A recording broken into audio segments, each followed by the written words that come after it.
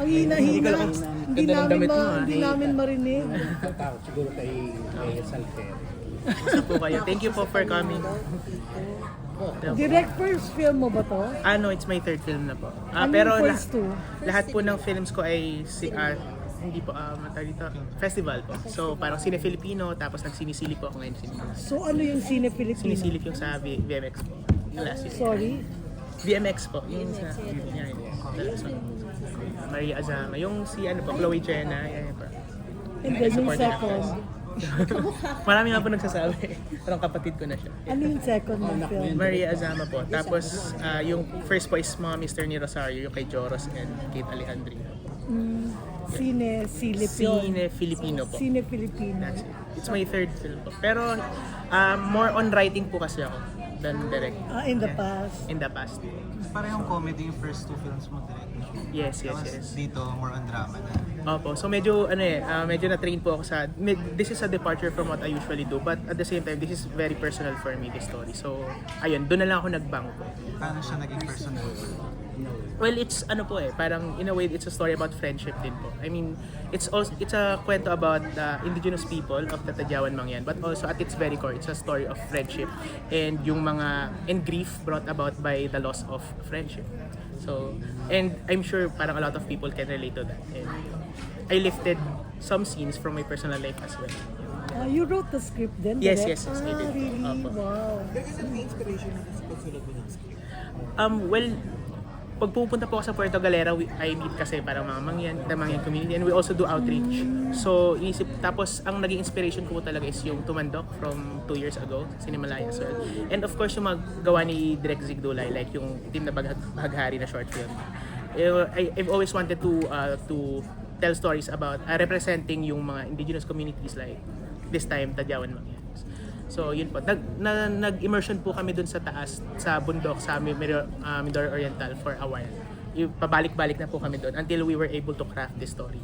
Since immersed ka doon sa mga indigenous people, kamusta sila? Okay po sila.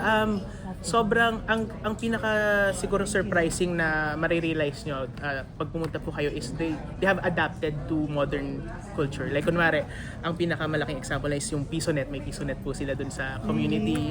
Tapos Internet.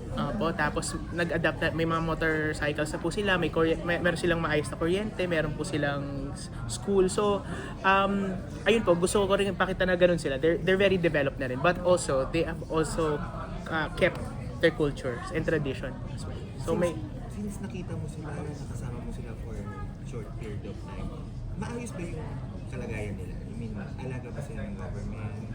Yes po. Protektahan ba sila? Yes po. Yun nga po, they're fortunate enough to have to own their own land. So ang mga issues na po nila is yung parang kung if they can garner enough crops for the whole year, yung yung standing nila sa community financially, environmentally, and yung income nila, parang mas gano'n na po yung daily living nila. It's a very simple life, but it's for them, pag pinakausap namin, they're always happy, they always smile kasi parang they take their lives day to day. And that's something na parang gusto ko rin na ipakita sa film, na matutunan ng mga tao na parang very chill lang sila. Direct sabi ni Beaver, you would shoot only on weekends sa Mindoro. His scenes. his Kasi po scenes, parang, he has a Sorry. P-pop thing. Di ba?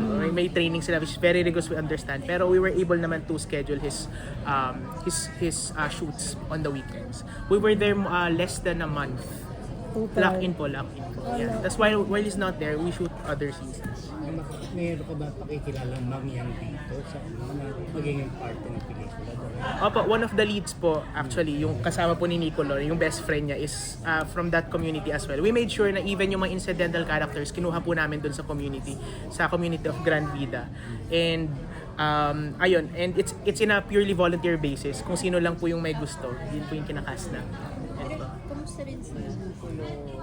First time na Nako, si Nicolas, silent killer. Mukhang tahimik lang po. Pero talaga pag umakting na siya, sobrang tindi niyan. Kasi hindi namin po siya baguhan kasi sa acting. Parang he's been in commercials, he's been in a lot of programs. So, when it's on para sa kanya.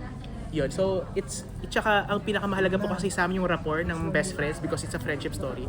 At sobrang naging mag-best friends sila nung Tadyawan Mangyan na What's na the friend niya. name? Ayan po. Dennis Datu yung totoong Ayan. pangalan niya, pero sa film po ay Ayan.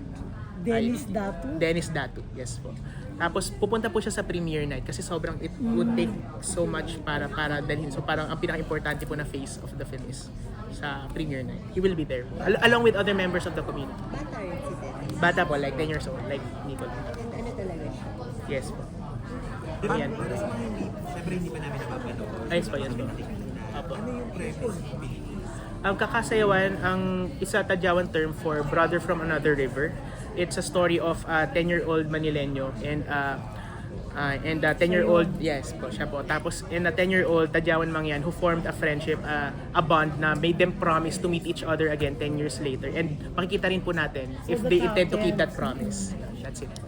So, lumaki sila si Benedict and Si Benedict Beaver. at si Beaver na po. Paano sila nakuha paano napili sila Nicolo, sila Benedict, sila? Some of them po is went through the process of the Cinemalaya audition. So parang if nakwento po ni Beaver, parang pang 500 something siya eh. Si Nicolo din po, dumaan po din sa casting. Tapos yung sa iba naman po, we casted them with the casting director kung sino po yung pinaka-fit sa role. Then the rest po, yung mga roles po for the community, doon po talaga namin kinuha sa kanila. So nung nakita mo kay Nicolo, para siya yung maging bida mo? Ano po kasi siya eh, bibo siya eh. Bibo siyang bata. And of course, directing kids, having worked with kids before, talaga ang pinaka-importante sa amin is yung focus and yung nakikinig po. And that's Nicolo po. For me. Yan po. Yung masasabi ka ba, Nico? Nasabi ko. Okay naman. Ganda naman ang bracelet ni Bruno. Apo, actually, this will be heavily featured in the film po. It's a bracelet created by the Tadyawan Mangyans.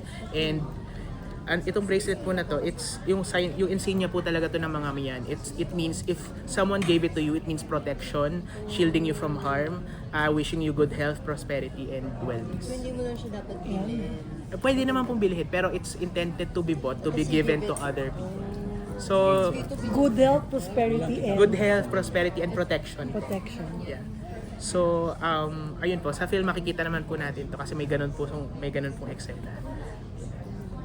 Sige, Thank you po. Ang ginawa ko dito.